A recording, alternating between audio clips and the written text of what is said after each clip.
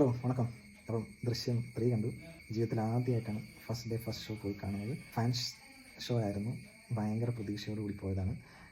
ഞാൻ വിചാരിച്ചത് ഒരക്ഷരം കേൾക്കാൻ പറ്റില്ല, നമുക്ക് സിനിമ കാണാൻ പറ്റില്ല, തിയേറ്ററിൽ ഫുൾ ആളായിരിക്കും, പേപ്പർ വാരി വിതറിൽ ഇതൊക്കെ ആയിരിക്കും കേട്ടൊക്കെയാണ് ഞാൻ പോയത്. പക്ഷേ ഞാൻ 8 മണി കഴിഞ്ഞിട്ടാണ്, 8 മണിക്കായിരുന്നു ഷോ. 8 മണി കഴിഞ്ഞിട്ട് തിയേറ്ററിൽ പോയിട്ടും തിയേറ്ററിൻ്റെ ഒരു ഫ്രണ്ടിലേക്കുള്ളൊരു 3-4 റോ എം ടി ആയിരുന്നു. എനിക്ക് ഈസി ആയിട്ട് സീറ്റ് കിട്ടി.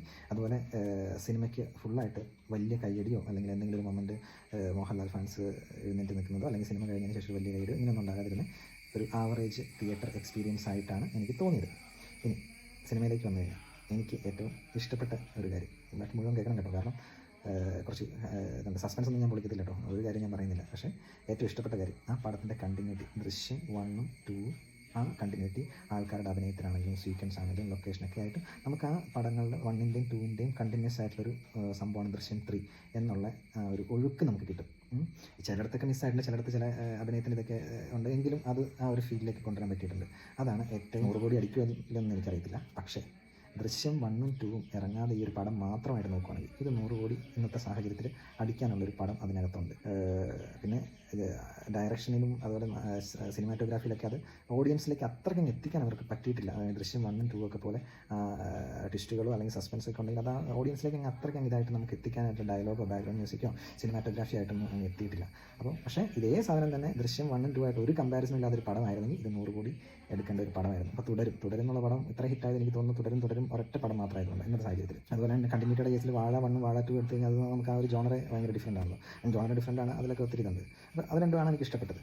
ഇനി ഡിസപ്പോയിൻമെൻറ്റിലേക്ക് വരികയാണെങ്കിൽ ഇതൊരു ത്രില്ലർ പടമാണ്.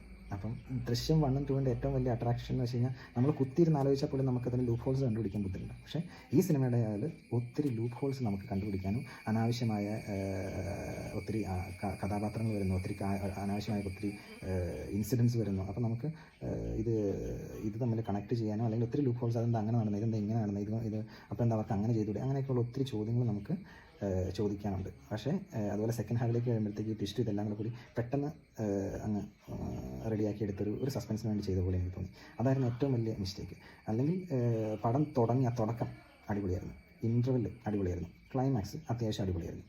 പക്ഷേ ഇതിനിടയ്ക്കുള്ള സംഭവം ലേശം വലിപ്പിക്കലുമായിരുന്നു. നമ്മുടെ പ്രതീക്ഷയ്ക്ക് ഒട്ടും ഇതിലേക്ക് എത്തിയില്ല.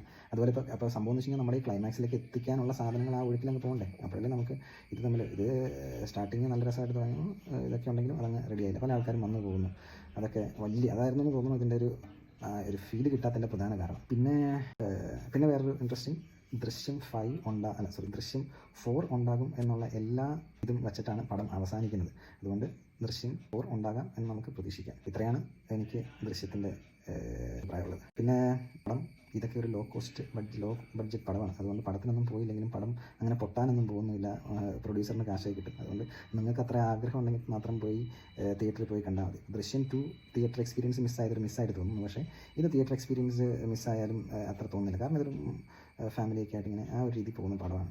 ഇതൊക്കെയാണ് എൻ്റെ ദൃശ്യം ഫസ്റ്റ് ഷോ കണ്ടിട്ടുള്ള റിഫ്ലക്ഷൻസ്. എന്തായാലും പടം കണ്ട സ്ഥിതിക്ക് ഒന്ന് ഷെയർ ചെയ്തേക്കാമെന്ന് വിചാരിച്ചു.